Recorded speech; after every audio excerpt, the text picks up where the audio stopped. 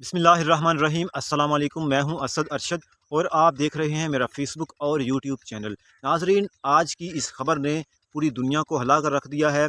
ये खबर जियो न्यूज़ ने शाया की, यह खबर गुल्फ न्यूज़ ने अपने प्लेटफॉर्म पर शाया की, यह खबर न्यूज़ 24 और दीगर प्लेटफॉर्म पर यह खबर शाया की गई है।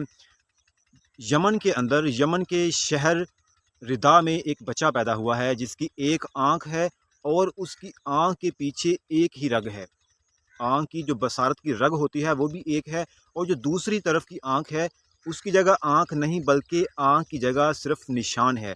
आँख का निशान है, सुराख है, उसमें आँख नहीं है, उसकी सिर्फ एक आँख है और एक ही रग है।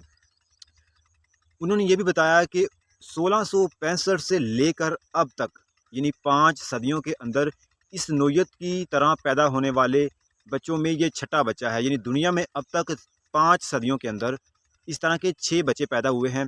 इस तरह की नोयत के पैदा होने वाले बच्चे अपनी पैदाइश से कुछ घंटे बाद दुनिया से चले जाते हैं।